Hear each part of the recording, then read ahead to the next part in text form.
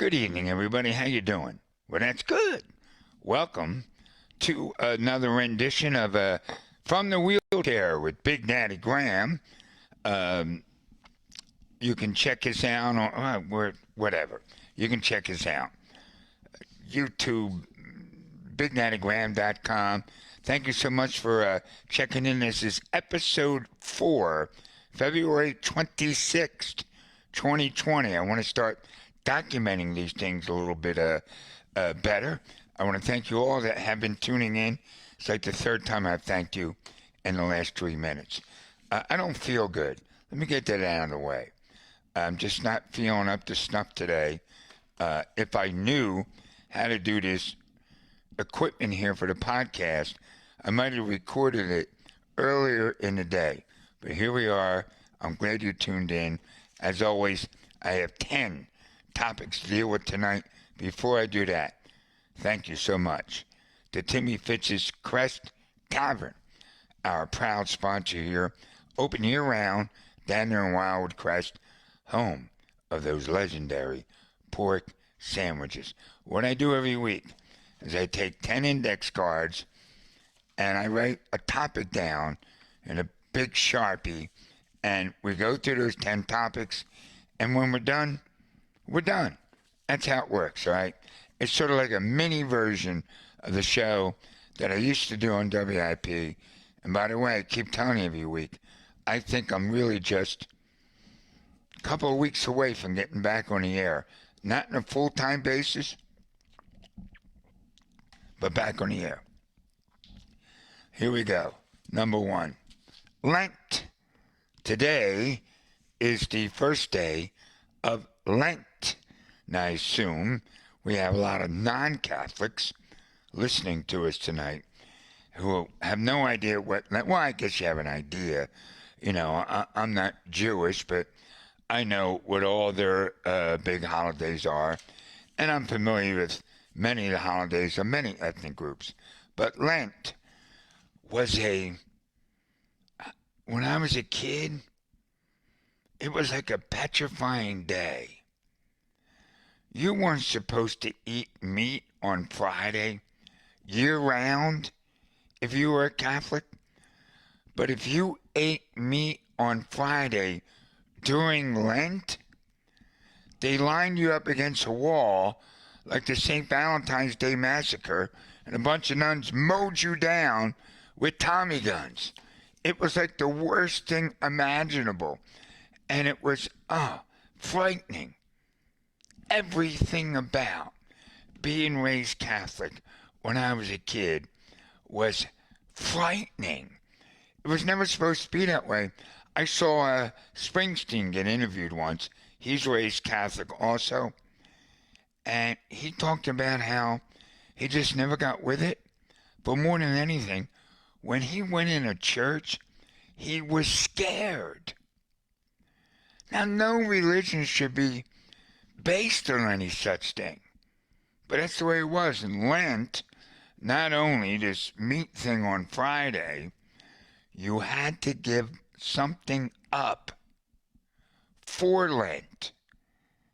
Now, when you're an 8-year-old kid, 9-year-old kid, and you're still buying into all of this, here's the most I could come up with what I thought about giving up for Lent.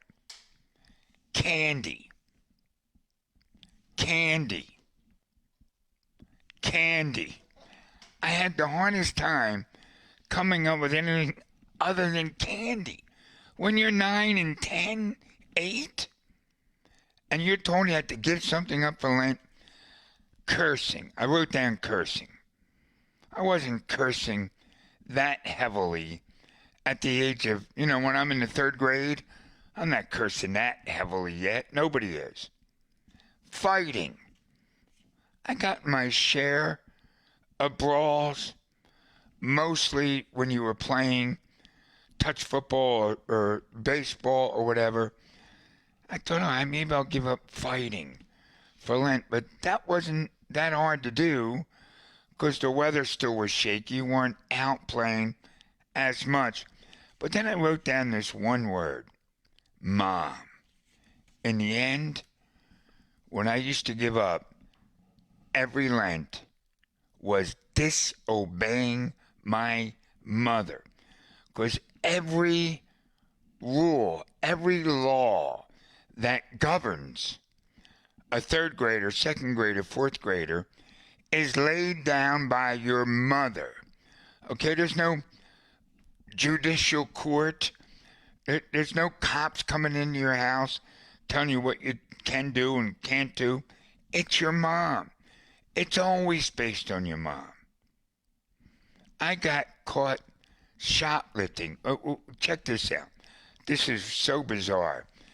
We had an A&P down the street from us that at one point, get ready for this, sold records, albums, and 45s.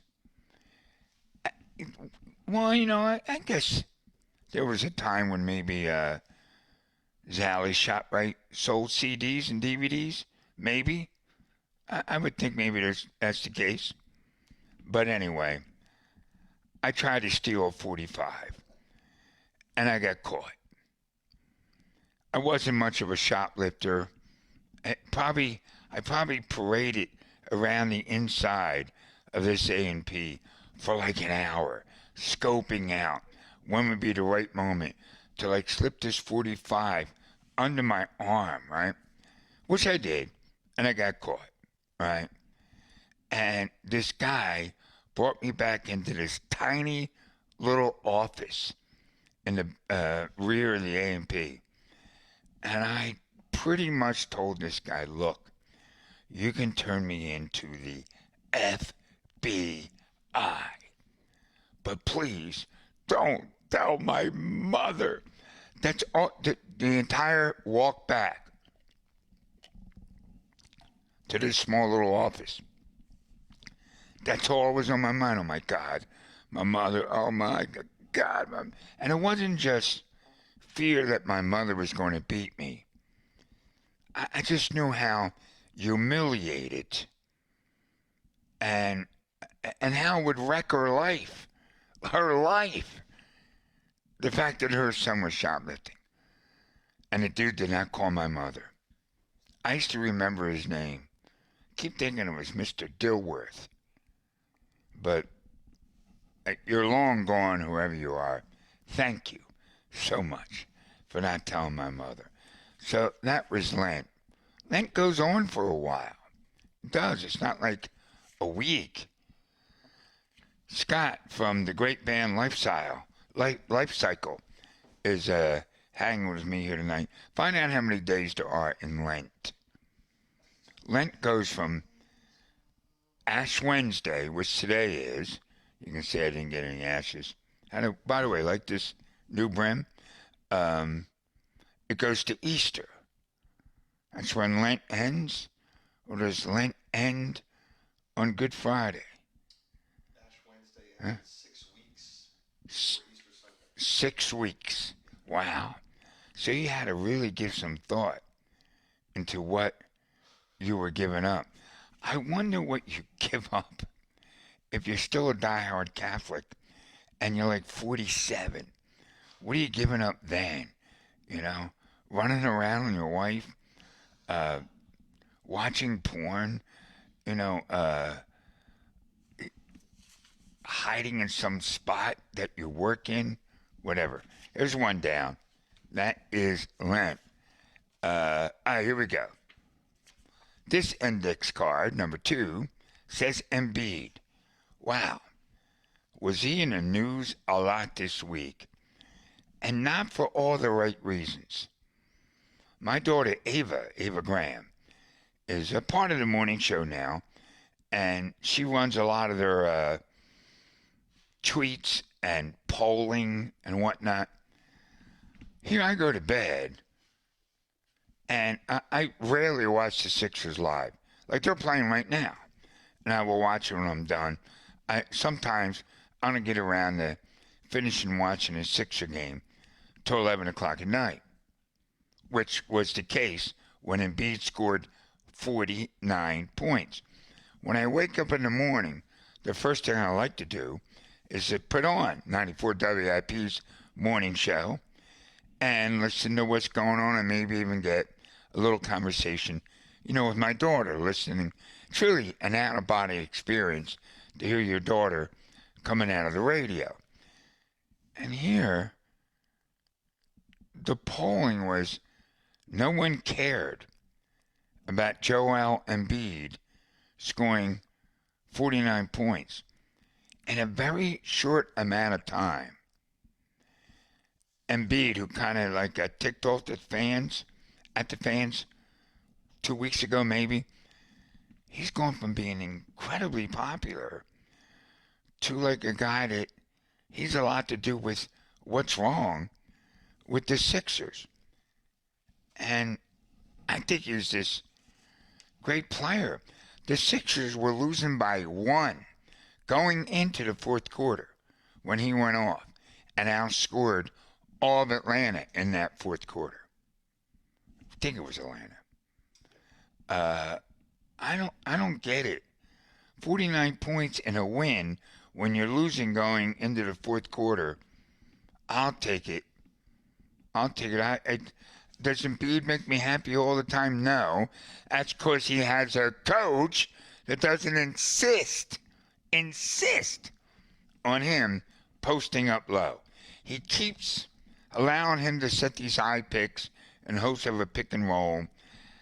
Embiid's that's not his game. Just get him the ball down low and be done with it. I don't get it. Simmons out for indefinite now. I'm hearing he's going to be out 6 weeks. This changes the whole season. Not only because who knows what seed they're going to get now, but who knows what Embiid they're going to get when he comes back. All right, today's February 26th. On February 27th, technically speaking, tomorrow, all right, a record by the name of Thriller went to number 1 on this date back in 1983. I was there when it went out, for the whole kit and caboodle. It was a stinking phenomena. It was Michael Jackson meeting MTV at the same time, and it just exploded. Rick James, the great Rick James, Dave Chappelle's Rick James, Rick James had just given MTV a hard time for not playing any black videos. And then Michael Jackson comes along, who knows what pigmentation he was when it was over and done with. And MTV considered him safe. And he made awesome videos. It was like Dick Vitale, the Big East, and ESPN all coming together at the same time. It's weird how things happen like that sometimes. NFL football was a big thing on Sundays to begin with. It already was. But then Pat Summerall and John Madden get added to the Sunday lineup of broadcasting. Boom! NFL goes to a whole different level. You can't even plan these things. They just kind of happen, It was, my God, what a phenomenon it was. And I was never even a big Michael Jackson fan. I respect him like a big deal musically. But then all the other stuff started coming out. To this day, I regret.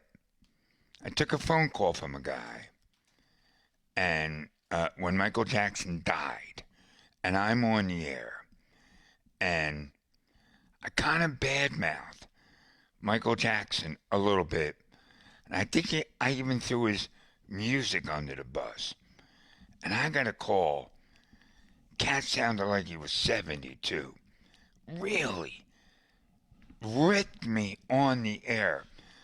My producer, this is a long time ago, My producer's actually typing up on my computer board, do you want me to dump this guy?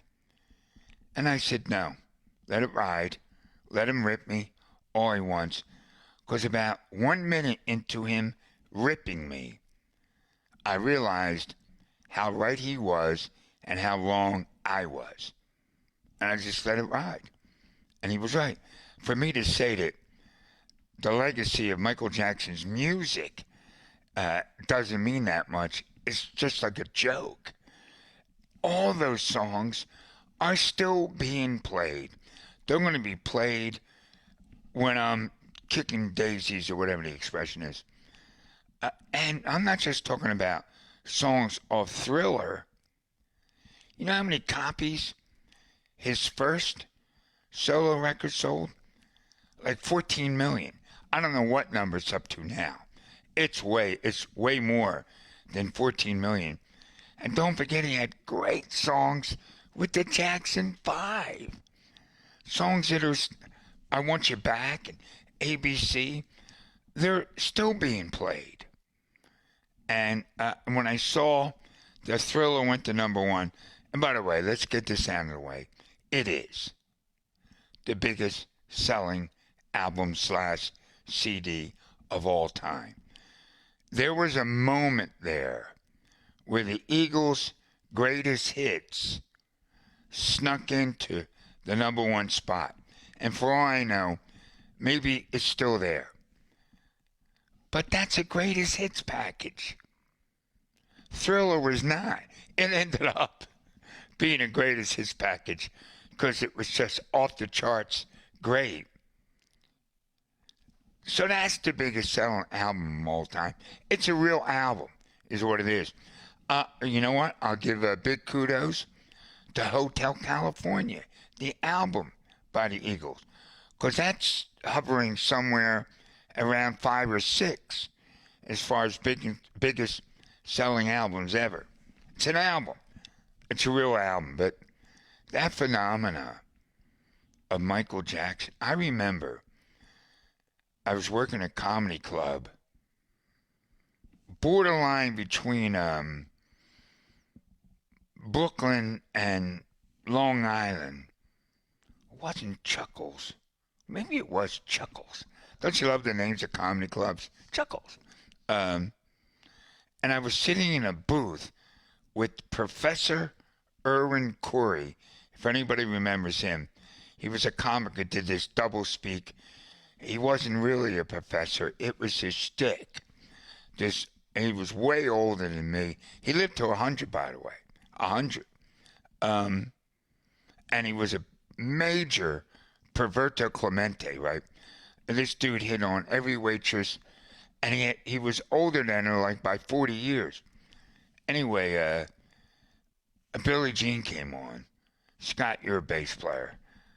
I mean, it's just one of the great bass lines ever. Billie Jean came on. It was a relatively new record. What month is this? February. I bet you I'm out at this club in March of '83.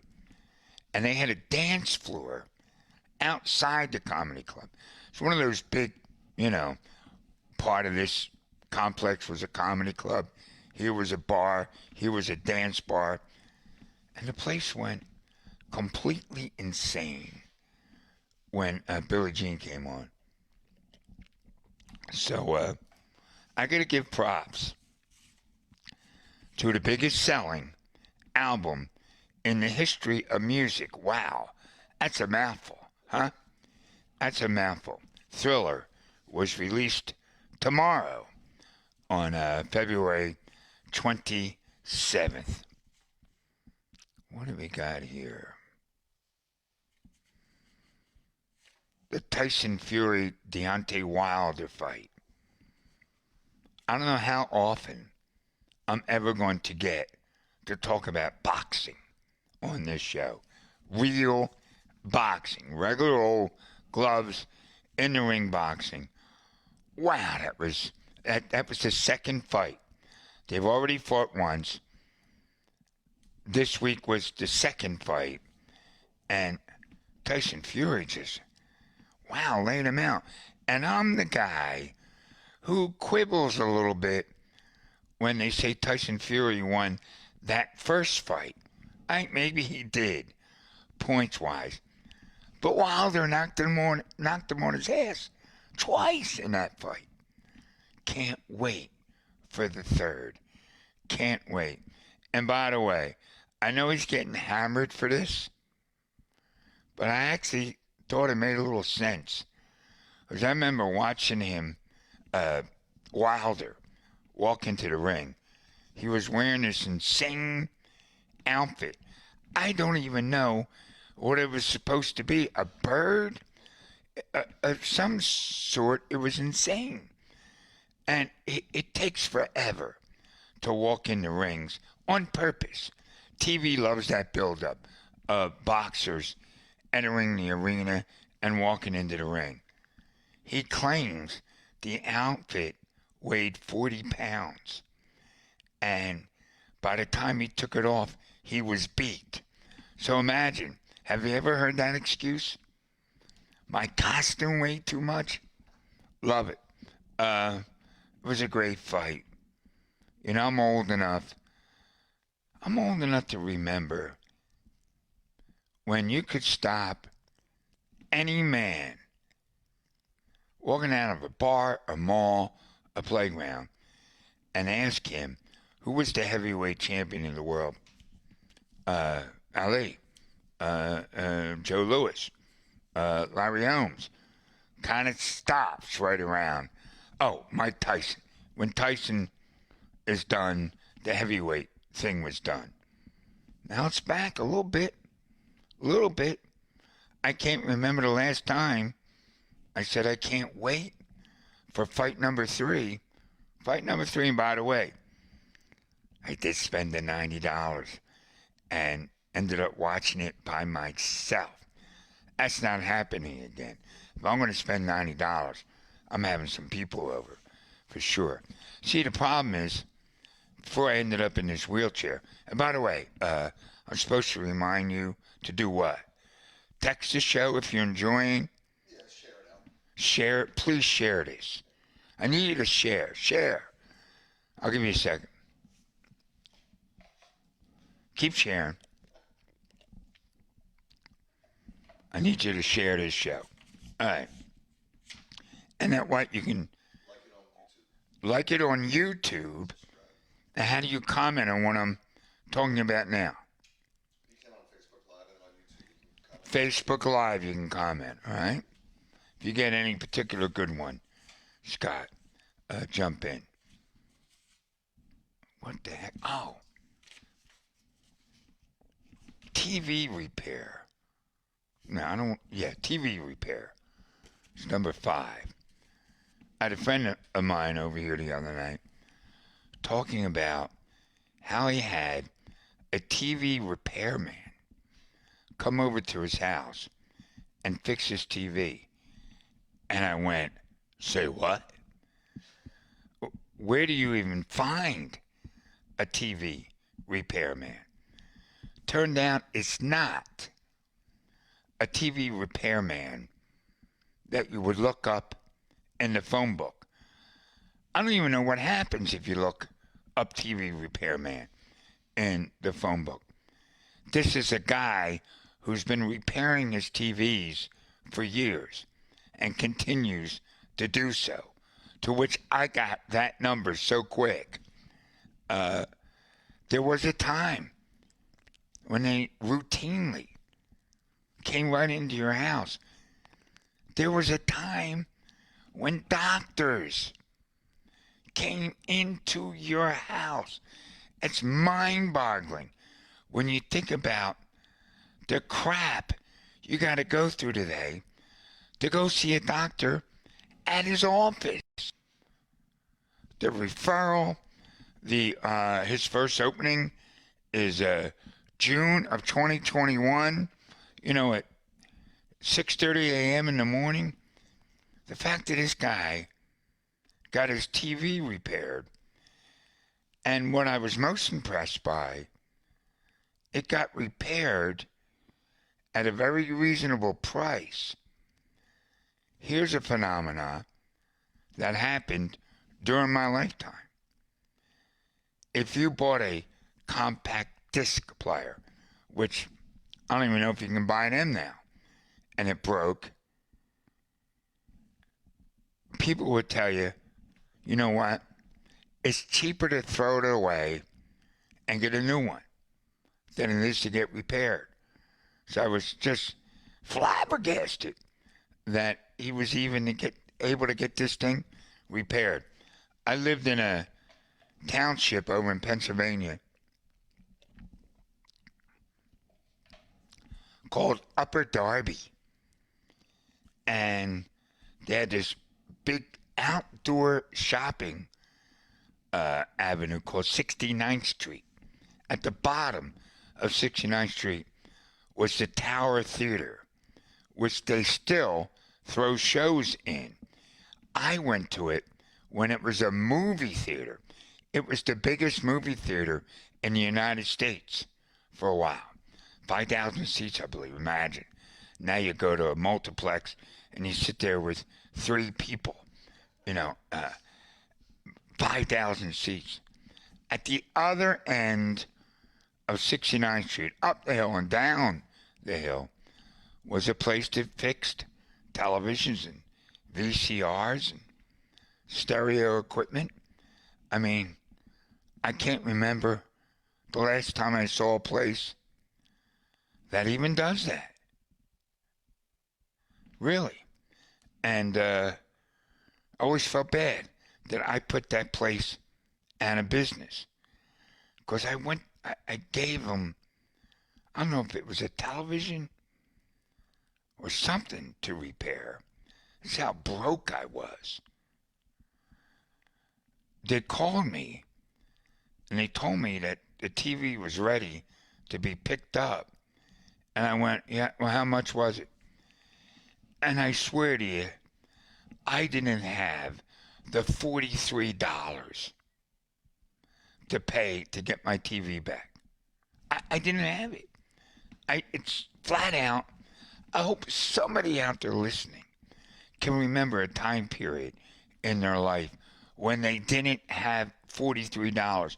You not only didn't have $43, you owed your cousin $200. You owed this friend at work $1.50. You owed everywhere. So no wonder you didn't have $47. Anyway, they called me to tell me that it was fixed, and I never went and got it. So they fixed it. I don't know what they did with it, but I didn't have the $47. So like 2 years later, I was cutting through Upper Darby, and they were still open. And I was wondering if they would remember me, because I had $47 then. All right. I posted. All right. I'm watching a television show. Let me look at these notes. Hold on. I'm starting to get concerned that too much of this show is dealing with the past. Lent kind of did, and B did not. Thriller kind of did, but not my youth past. The Fury Wilder fight, no. TV repair definitely dealt with. Well, it all started with my buddy getting his TV fixed. The hell with it. Told you I didn't feel good. Thanks to the Crest Tavern for sponsoring this show. Quitting smoking.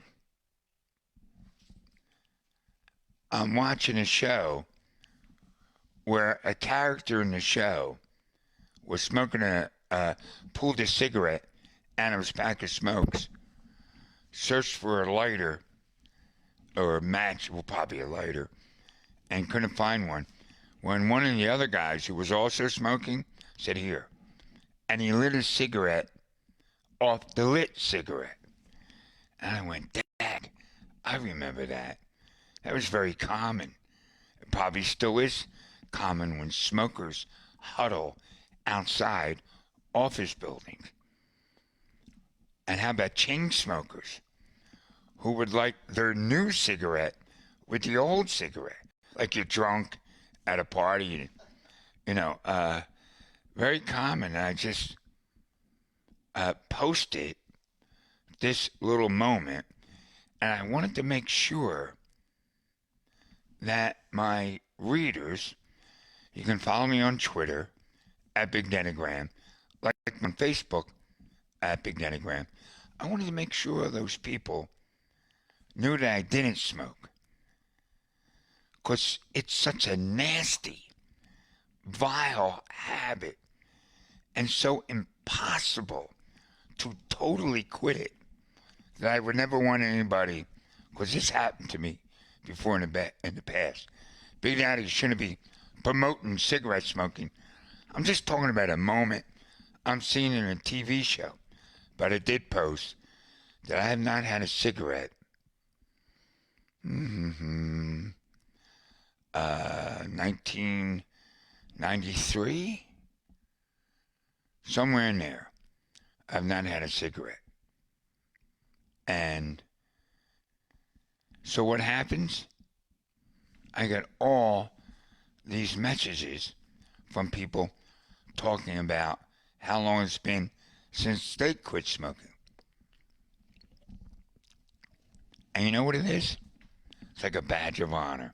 People love telling you, 30 years now, I haven't had a smoke. 30 years. What are you? 20 years. 20 years. My boy Scott, 20 years. You do. It's a badge of honor. But I have no interesting story to tell you. I never tried to quit except quitting. I never did a patch. I never chewed some nicotine gum. No, all that stuff's good if it works for you. Hypnosis. By the way, a friend of mine, Andy Scarpati, wants to come on the show and hypnotize me before the show starts. I think that's a good idea. Anyway, but I will tell you where I was and the story behind me quitting. Like I said, nothing official. And I want to clean this up a little bit. One of my best friends in the world is a drug, alcohol counselor. That's what he does. And he used to be the most notorious drunk in 8 counties, right? I love saying that. In 8 counties. Don't even know what a county is, really. So, he calls me up, says, what are you doing? I swear I just told this story. Stop me if I did, Scott.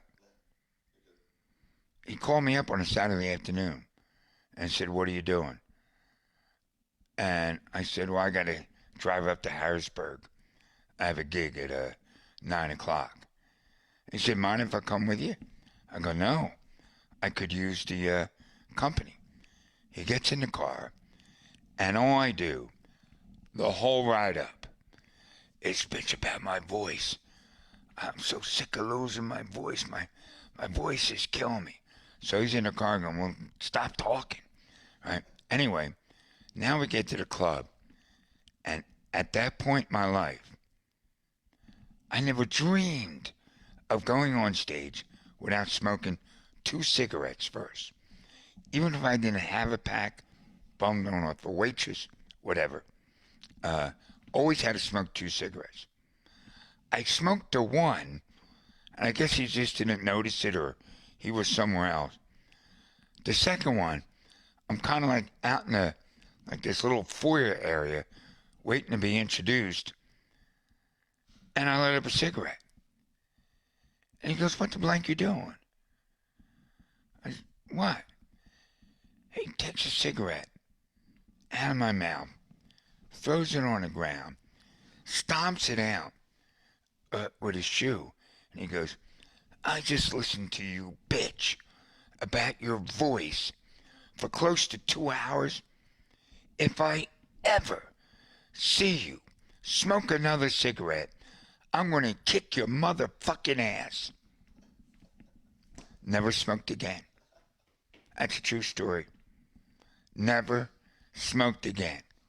You know how many times I've told that story to friends who smoke, and they go, "What's your buddy's name? Will he do that for me?" That's true. What was that? That's my quitting smoking thing. But wow, hard to do. Really hard to do. Quit smoking. They say, oh, this is going to tie in. Wait, hold on. Maybe I'll tie this in then right now. They say that kicking heroin is easier than quitting smoking. And you know what supposedly is harder than both of those? Quitting gambling. I know so many dudes that lost everything. Their savings, their car, their wife, technically their family, and they're still gambling today. It's unbelievable.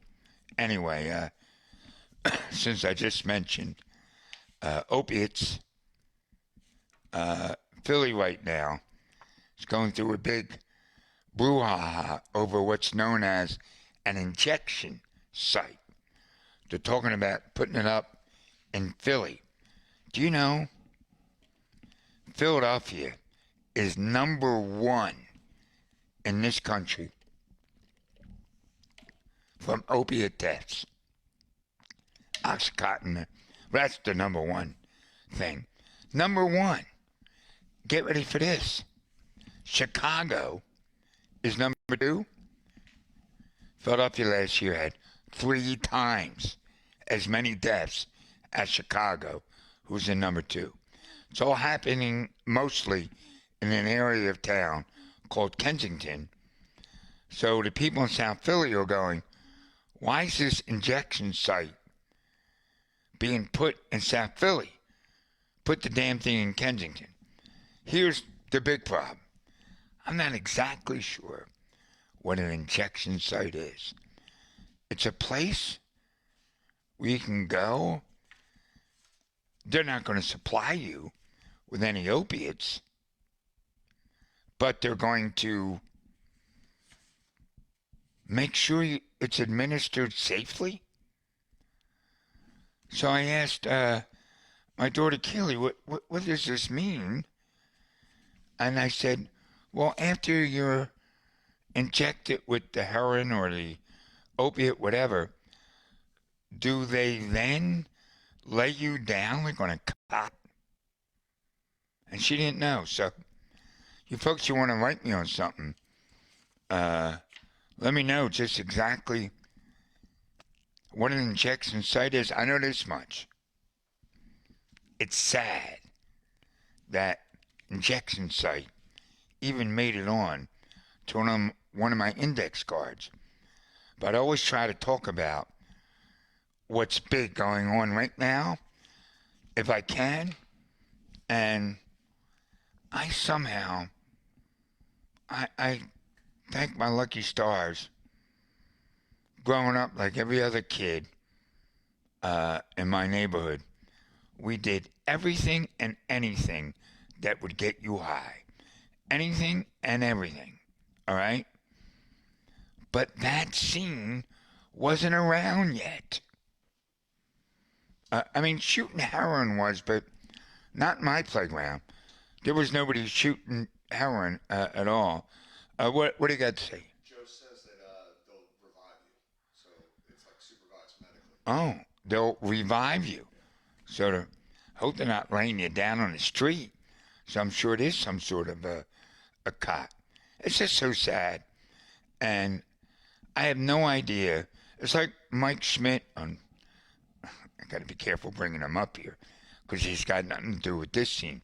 But Mike Schmidt once said, I'm not going to lie, if these steroids were around when I was playing, I would have taken them. I would have. Because what steroids did more than anything was enable you not to miss games.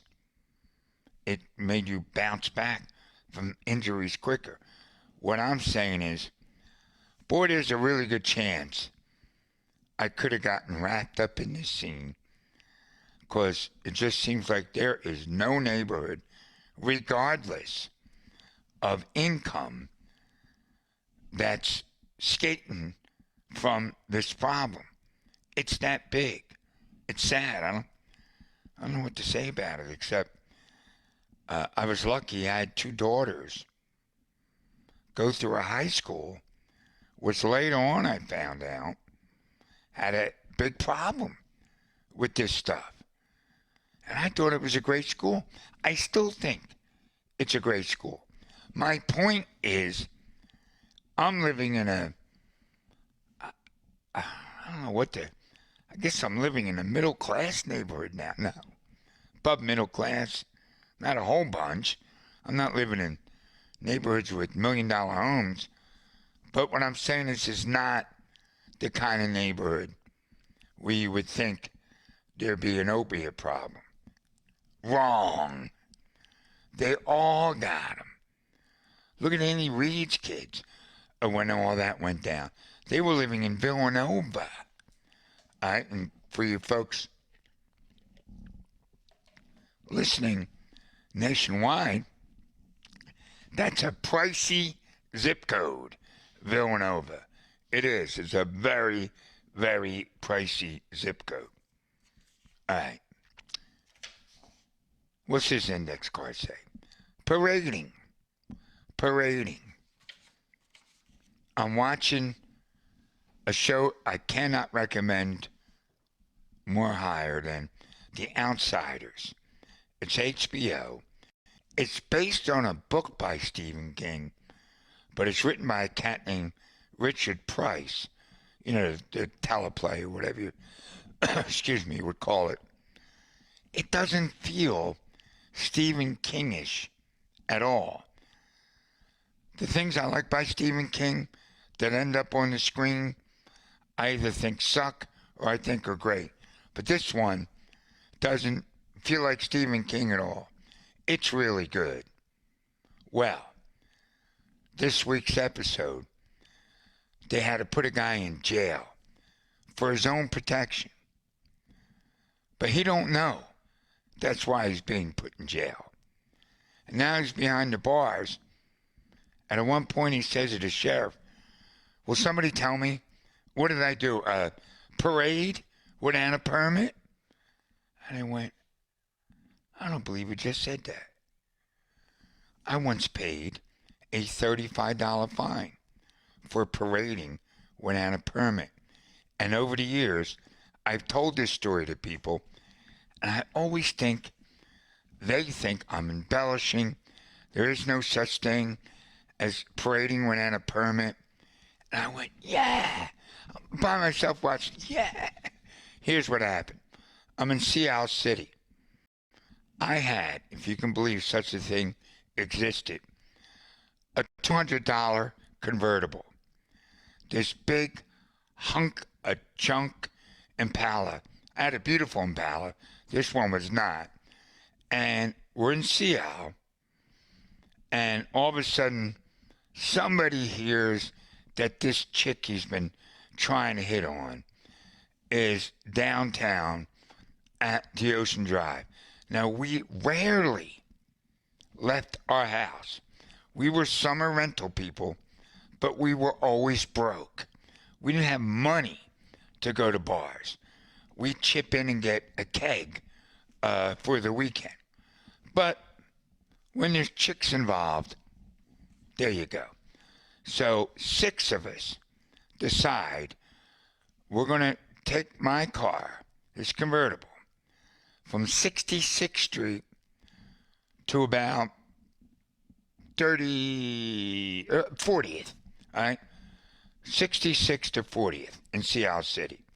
6 of us pile in the car, driving down to the Ocean Drive. Next you know, lights on. There's a cop behind us pulling us over. I know by now not to even go, why are you pulling us over? You know, I wait for them to say it first.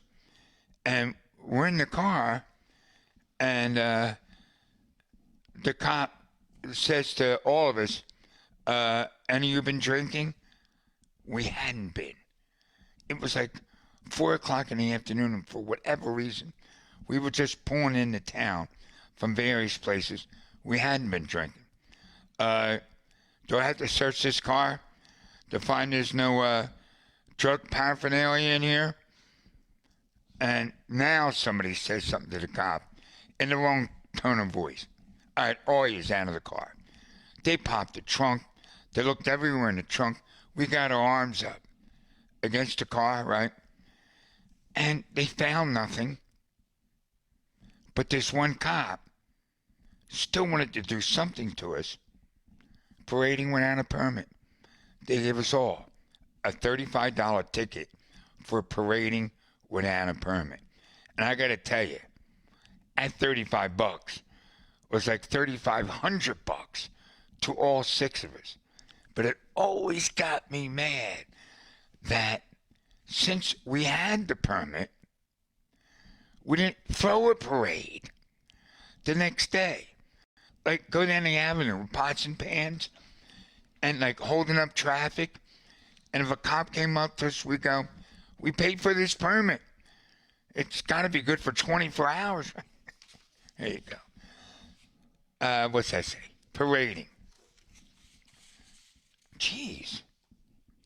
I only got 2 left? That's about right.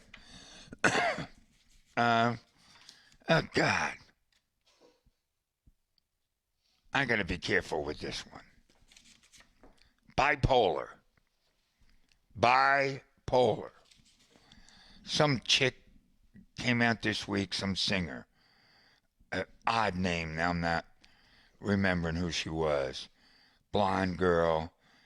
And Hexy, something like that. It's got to find out. Maybe not.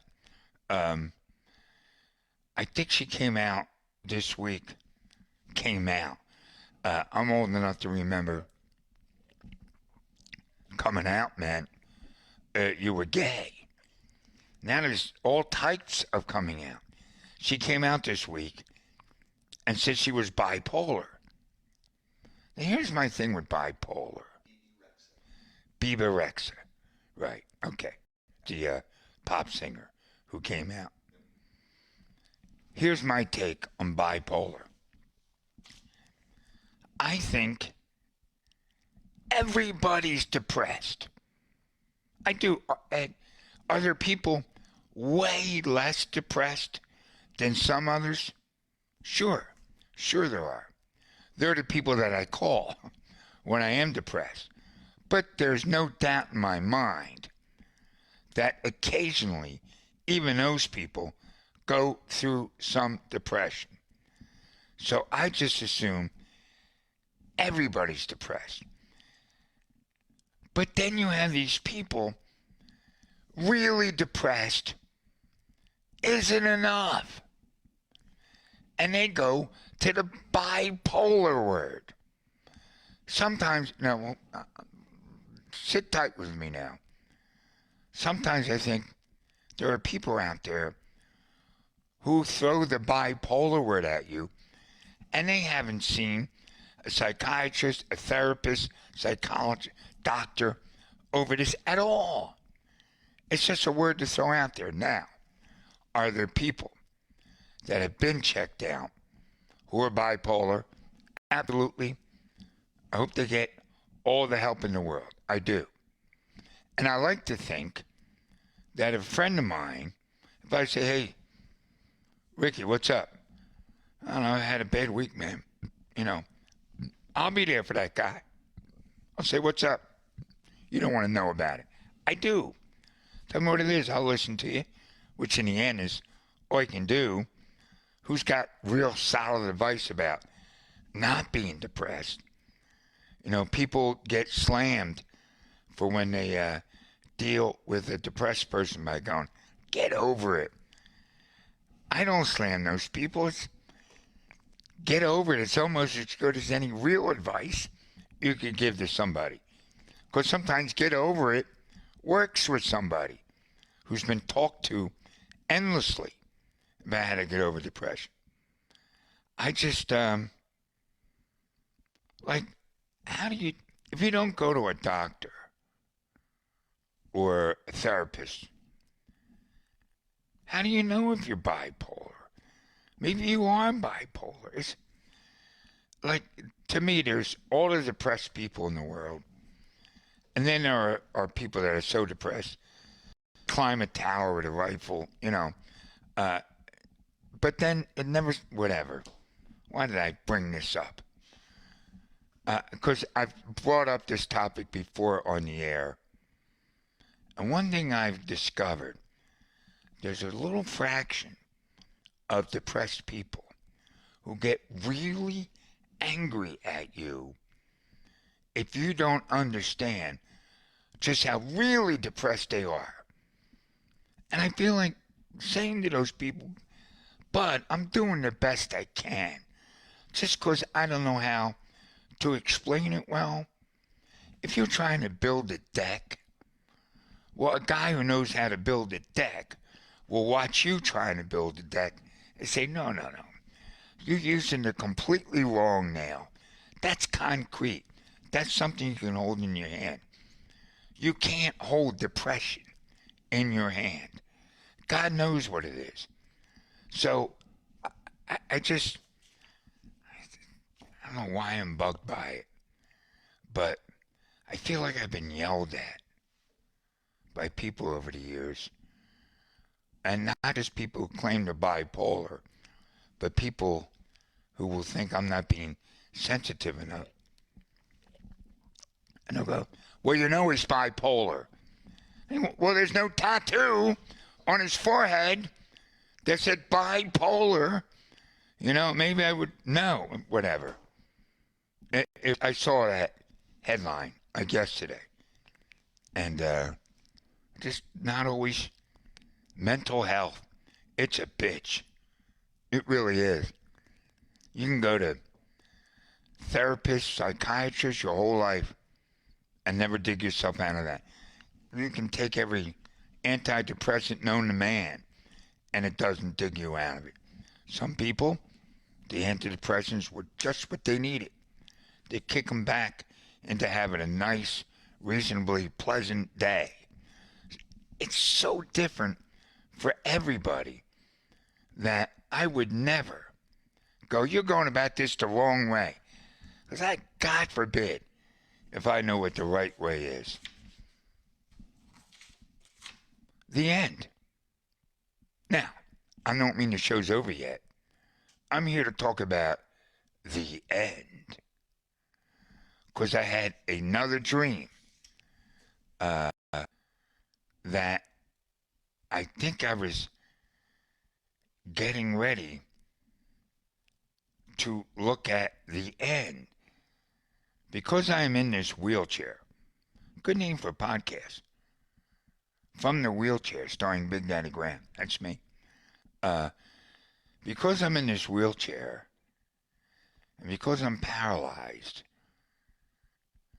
when my wife goes to bed, and I'm on the first floor here in my hospital bed,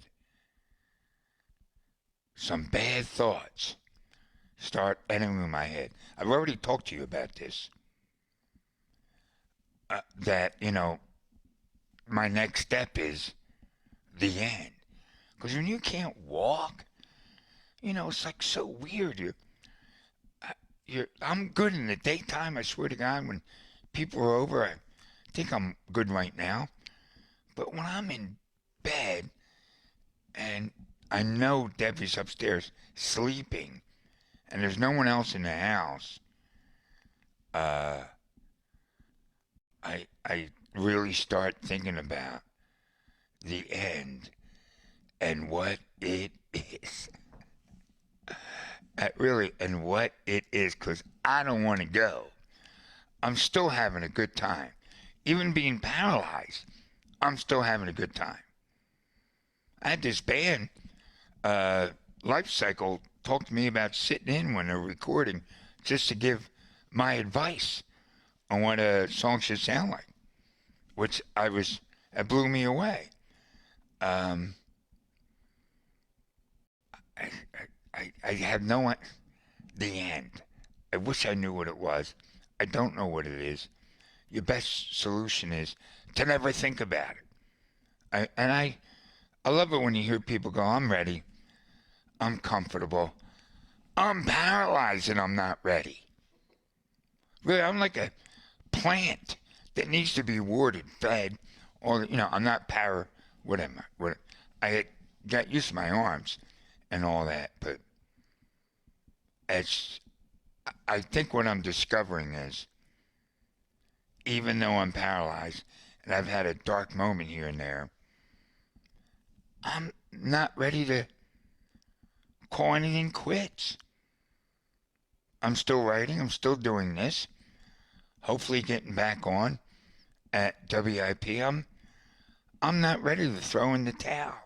I guess the depression talk led to this.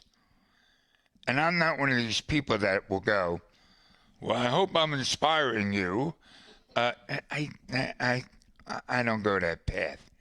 I just talk. If it does, it does. If it don't, it don't. It's not like I've never been inspired by people. I have been. This was a lousy conclusion to a so-so show. It's not always going to be great things to talk about. I did want to. All right, I am going to start having guests on, but they're going to be separate from these shows. This show, this 1 hour thing, I'm going to do it the day I die because I think it'll be really interesting if I'm like 97 and still doing this, and then maybe someday other people can watch it go from point A to point B to point C to point D. An hour? I can't do an hour a week. I can't. Not that it's always going to be an hour. Wow, this one is coming in at an hour, just about. Thanks to my man Scott. Check out their band, Life Cycle. I'm trying to. What's the niche that you guys are in? I mean, you're Metallica sounding a little bit to me. Alt metal. Bipolar alt metal. Metal. Check them out. I do have a show coming to the Colonial Theater. Two Funny Philly Guys with the great Joe Conklin. Last Saturday of April up there in Phoenixville. Get your tickets. It should be sold out rather quickly. This is episode number 4 from the WheelChair with Big Danny Graham, taking place on February 26th. Thanks to Timmy Fitz's Crest Tavern for sponsoring the show. I'll talk to you again next week.